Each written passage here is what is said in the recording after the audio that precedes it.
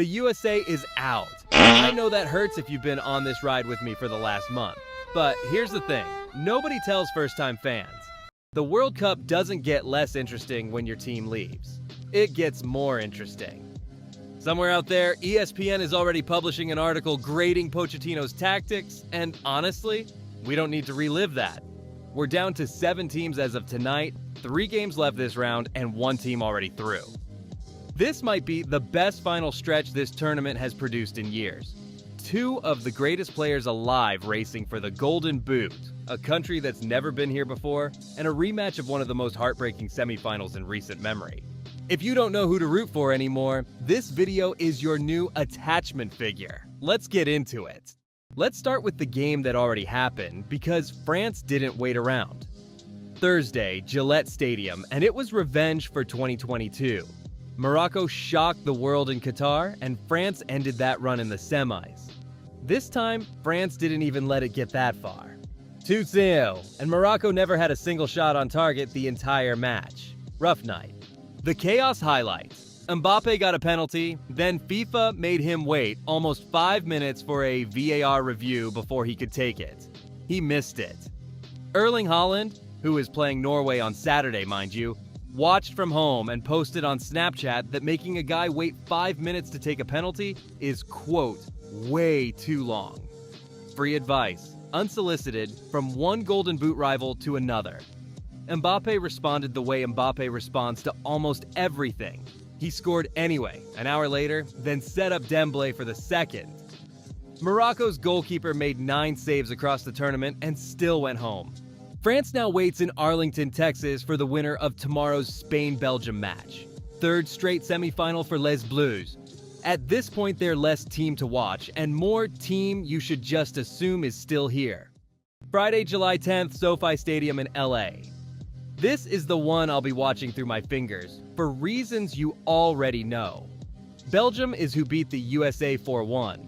Charles de Ketelaere, Romelu Lukaku, and a defense that keeps quietly getting better, mostly at America's expense. But Spain might be the scariest team left in this whole tournament, and I say that as someone with 0 remaining rooting interest to protect. They haven't allowed a single goal. Not one. All tournament. They just eliminated Portugal 1-0 in the match that ended Cristiano Ronaldo's World Cup career for good. No more injury time miracles, no more one more run, just a very quiet flight home. If Spain's defense can do that to Ronaldo, Belgium's attack has its work cut out. The winner gets France in Arlington on the 14th. So really, this game is Belgium and Spain fighting over who gets to lose to France next. I say that with love. Mostly. Saturday, Hard Rock Stadium, Miami. Norway has never been to a World Cup quarterfinal in the country's history. They're here entirely because Erling Haaland has been playing a different sport than everyone else. 7 goals in 4 games, including both against Brazil to end that run. England had to grind out a 3-2 win over Mexico and played most of the second half down a man after Jarell Quansah got sent off. Bad timing. FIFA hit him with a 2-match ban, so he's not just missing Saturday, he'd miss the semifinal too if England somehow gets there without him. England's now chasing its best World Cup finish since 1966, which, for context, means there are British newspapers that have had the same headline drafted for 60 years, just waiting. If you're picking a player to attach yourself to for the rest of this tournament, Haaland remains the obvious answer. He's currently the only person at this World Cup who looks bored while playing it. Also Saturday, Arrowhead Stadium, Kansas City. This might be the emotional center of the whole tournament. Argentina was down 2-0 to Egypt with 10 minutes left and somehow won 3-2, Messi scoring one of the biggest goals of his career to level it, then crying at the final whistle. He's 39. Every game from here could genuinely be his last World Cup appearance, and it shows in how the team is playing, like a group that knows the clock is real. Switzerland is the surprise package of the Final 8. First quarterfinal in over 70 years, won on penalties against Colombia. Nobody had them here, which tends to make teams more dangerous, not less.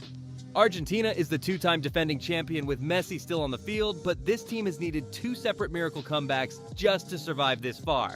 That's not a formula, that's a streak, and streaks end. After tonight, this race got a lot more interesting. Mbappe now has 8 goals and leads outright on the tiebreaker. 3 assists to Messi's 1, and they're both sitting on 8 goals apiece.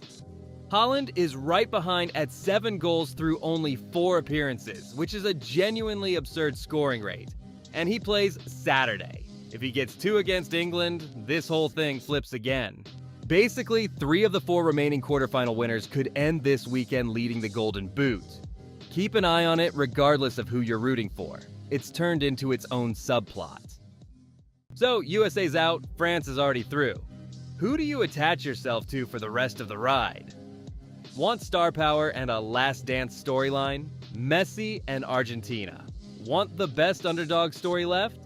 Norway or Switzerland.